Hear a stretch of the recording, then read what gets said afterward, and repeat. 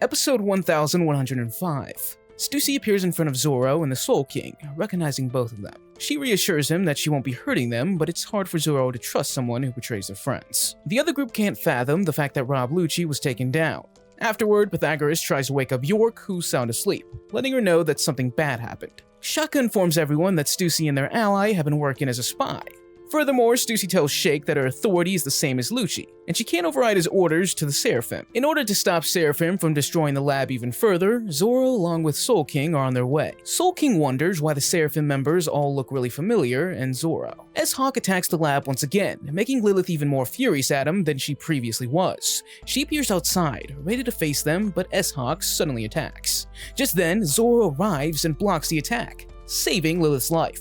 He then runs towards S-Hawk, dodging his attacks and eventually clashing swords with him. While they're close to each other, Zoro takes a good look at S-Hawk and comments on how he looks like a human. He then asks S-Hawk about his identity, but S-Hawk remains quiet. Watching Lilith cry makes Edison try to attack, but S-Shark fires an attack at him, making Lilith fall, but luckily Frankie's able to save her. Lilith is still worried about Edison, but fortunately Sanji was able to save him as well.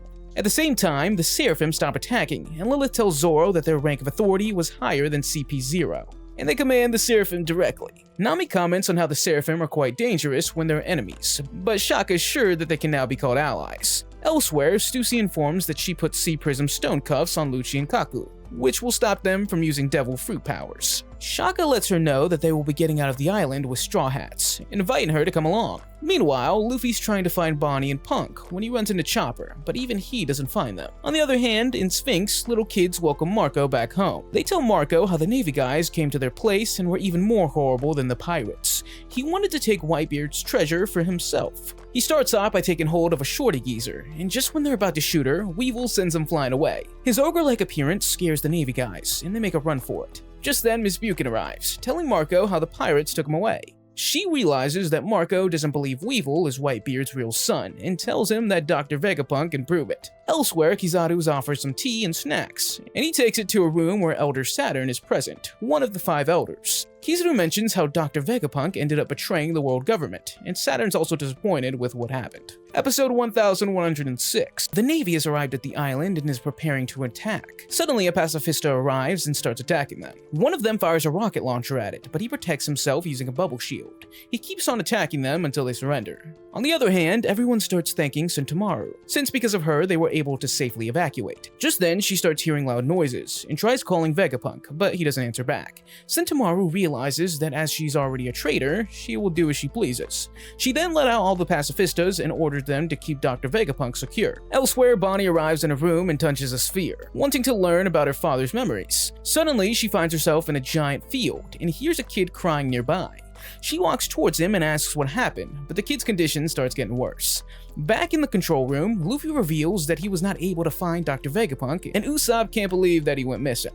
Then they wonder how Bonnie's doing, and Shaka manages to find her. Simultaneously, Zoro along with Stussy and Soul King arrive. Stussy notices that the control room is in a far worse condition than she expected, but is interrupted by Sanji glazing and simping on her. Soon after, Lilith and Edison show Shaka that they were able to repair Atlas. Yorick also wakes up, and Sanji can't fathom the fact that he's surrounded by so many cute girls. Atlas then recognizes Luffy as the person who saved her life, and he also seems glad that Atlas is doing okay. Meanwhile, Nami's furious at Rob and promises to beat them until they're useless if they go after Robin. And Robin thanks Nami for worrying about her. Stussy tells Shaka that she wants to see Stella, but Shaka replies that 2 unusual things happened. Firstly, Dr. Vegapunk disappeared, and secondly, they lost control of the Frontier Dome. Apparently, now they can't get out of the Labo phase, and if they do, laser beams will make a medium rare steak out of them. For now, Shaka plans to look for Stella while fixing the dome as well. He further reveals that some of the cam snails have left their posts or passed out due to the shock earlier. Nami decides to assist him, and the Soul King joins her as well along with Edison. This results in Stussy and Frankie going to look for him as well. Zoro tries to help but is stopped by Sanji, and he might get lost while searching for him as well. Furthermore, Lilith agrees to help them, and wants York to come along as well. Zoro, having no other choice, sits next to Luffy and talks about how they run into Rob again. Meanwhile, Morgans comes up with a new headline and starts writing about how Luffy is the one holding Vegapunk hostage. They think that even if Vegapunk meets his demise, the blame wouldn't be on the government. Vivi tells Morgans that Luffy would never do such a thing. and asks him not to twist the truth, but he tells her not to act all high and reveals that newspapers are entertainment to him. Episode 1107. Bonnie, who's still in that field, realizes that the kid in front of her is her father and notices some men coming after her dad in order to hurt him. They start grabbing him and trying to take him away while he screams for help. Bonnie tries to run towards him but can't seem to reach him. Eventually, those men take out their bats and start beating them, while Bonnie yells at them to stop. They all keep on beating them without any remorse, and Bonnie is then thrown out of the sphere. Meanwhile, Akuma's climbing the red line while getting attacked, and the Navy doesn't want him to go to Marijoa as it will tarnish their reputation. Bonnie also gathers courage and gets ready to see more of her dad's past. Elsewhere, Pythagoras is trying to find Vegapunk when he notices someone creeping on him, and that someone suddenly attacks, causing an explosion. Luffy, who's talking to Nami, starts getting audio issues. Shaka tells the cam snail to scan the area and hopes that Pythagoras wasn't a victim of the explosion. He then notices a person in the smoke who attacks the snail. Luffy tries talking to Sanji and Usopp, but isn't able to reach them and decides to go check things out. On the other hand, Nami along with the Soul King and Edison are searching for Vegapunk, when Nami notices jewels and decides to steal a ton of them. She then suggests leaving, but Edison wants to search for Vegapunk a little longer. Nami's ugly legs aren't able to handle the weight of the bag, and she decides to grab it on her way back. Edison then reveals those jewels are man-made, making Nami even more excited. Elsewhere, Robin along with Atlas and Chopper are also trying to find Vegapunk when they come across artificially made organs, making them surprised. At the same time, Sanji's helping Stussy look for Vegapunk and mistakes her for Makima, asking her to make him her dog. Luffy also tells Shaka that he can't hear the others as well, and he shows Luffy the camera feed, which is going off one by one. Shaka further tells Luffy that someone infiltrated the lab. In the meantime, Lilith distracts Usopp and the others by showing them her bubble gun, which allows her to launch a powerful bubble attack. Frankie seems to like it, and Lilith allows him to check it out. Yorick, who is still trying to look for Vegapunk, notices smoke coming out. They all run towards it, and find Pythagoras lying on the floor with his head missing. Suddenly, Pythagoras' head comes running, and Lilith starts asking him about what happened while Yorick notices something coming their way. She then starts calling the person cute and patting her head. Lilith notices her doing something strange and asks her about it, giving that person, S-Snake, the chance to attack Yorick and turn her into a rock. Episode 1108. S-Snake then runs towards Yorick and throws her onto the ground. Usopp can't believe what happened to Yorick, and S-Snake starts moving towards them. Lilith orders S-Snake to stop, but she doesn't listen and keeps on moving. Pythagoras mentions that she didn't listen to him either, and S-Snake starts charging her attack. They all try running away but are blown away by the explosion. S-Bear also starts attacking the control room, but Zoro manages to save Rob from it. Taking advantage of her explosion, S-Hawk tries attacking Zoro, and the two of them begin fighting each other. S-Hawk notices Rob, and the others try to attack them, but Zoro manages to block his attack. Soon after, Luffy and Shaka also arrive, and notice that Seraphim is attacking them. Zoro asks Shaka about it, but he doesn't even know the reason behind it. Before they fight, Shaka decides to test his authority, and orders Seraphim to stop, and they stand there without making a move. Just when Zoro puts his swords back, S-Hawk and S-Bear attack them, and Luffy manages to save Shaka. Meanwhile, Lilith and Frankie use their shoes to safely land on the ground. Lilith finds out that communication is down, and S-Snake is after them. Frankie wonders if he can fight her, but Lilith reveals that it's impossible for him to defeat her. Shaka realizes that if they're not following his orders, then that means that one of the Vegapunks is commanding them. He then wonders if the barrier along with the communications going down was all calculated, as someone wants to end their lives. Just then Rob wakes up and Kaku suggests a truce so they can beat the Seraphim together. After revealing his plan, the two of them look back, only to see Zoro and Luffy looking at them with the ugliest faces known to man. Inside the laboratory, the world government's intelligence agencies are suffering from hunger, as they're trapped inside. Apparently, after investigating the Egghead Island, they left but were attacked by the sea beast's weapon. Because of this, they headed back to the island and ended up locked inside. Turns out Dr. Vegapunk is locked alongside them as well, and he mentions that he wasn't aware something like that was happening on Egghead. He then remembers it was suspicious from the start, as the research of the Poneglyphs was leaked to the government. The people who evacuated asked Sentomaru the reason she deployed all the pacifistas, and she informs them about an island called Ohara that disappeared from the world map.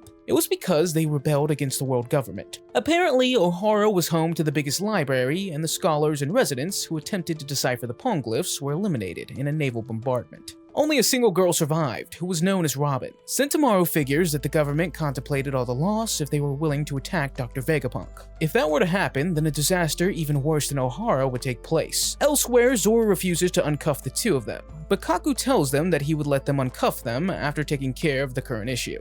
Luffy agrees to this plan, but Zoro argues, giving S-Hawk the chance to attack. Zoro notices that S-Hawk is using Baldy's technique. S-Hawk then transforms back his leg, and Zoro figures that this has to be the Dice fruit power. Episode 1109. Luffy asks Zoro if he's ever seen the Devil's Fruit power, and Zoro replies that he did a long time ago. He finds it annoying that S-Hawk has Baldy's power, and with that being said, S-Hawk starts attacking them. Zoro fights him while protecting Kaku at the same time. He tosses Kaku in the air and takes his time to fight S-Hawk, and eventually catches him again. S-Hawk clears the smoke screen using a sword and dashes towards Luffy, but the two of them manage to dodge his attacks. Luffy tries punching S-Hawk but misses. Kaku questions if Zoro will keep on protecting him while fighting, asking him to uncuff him right away. However, he refuses to do so yet again, and just then, Shaka walks out of the smoke and asks Kaku and Rob about their mission. Rob replies that they have to eliminate all 7 Vegapunks. Furthermore, Stussy, who betrayed them, will be taken care of by them later as well. Suddenly, everyone hears Nami scream, and Sanji heads over to her location. Meanwhile, Nami is faced by S-Shark, and Edison can't figure out why they aren't listening to him. He has no idea what to do if Seraphim goes out of control, and such things have never happened before. S-Shark starts powering up his attack, promoting 3 of them to run away. Hearing Nami scream makes it clear that all of Seraphim are out of control. On the other hand, S-Bear also joins the fight, and seeing him power up his attack, Luffy asks Shaka for the keys of handcuffs, and he tosses them over to Luffy, requesting to protect Stella. Luffy then tells Rob not to lash out after they defeat all 4 of the enemies. Rob agrees as Luffy will be the first one he'll target. Furthermore, he mentions how all of his friends will meet their demise. Their argument gives S-Bear the time to attack them, which destroys the upper level of the lab. Luffy transforms into Gear 4, and Rob along with Kaku and Zoro moves towards S-Hawk. The two of them are the first to take on S-Hawk and manage to successfully land an attack. Meanwhile, both Luffy and Rob punches S-Bear, and Luffy hits S-Hawk as well, sending him crashing through several layers of walls. Elsewhere, on some island in the New World, there's a bar where a little kid desperately wants to go on an adventure, but Shanks refuses to take him, as he's pretty hot-blooded. Suddenly, another guy appears and informs everyone that they got attacked once again, and now their youngsters are angry about getting blindsided. This makes Shanks get up and comment on how he met an old friend that he thought had already kicked the bucket. He then suggests sailing and everyone starts cheering him on. Shanks then tells the kid that he won't do any battles on the island, as it's a proud country of warriors. Meanwhile, Killer reminds Kid that they didn't get to see a glimpse of Shanks, and were beaten to a pulp. Kid even lost one of his arms, and this time he could lose more than just an arm. But Kid replies that will only happen if he were to lose.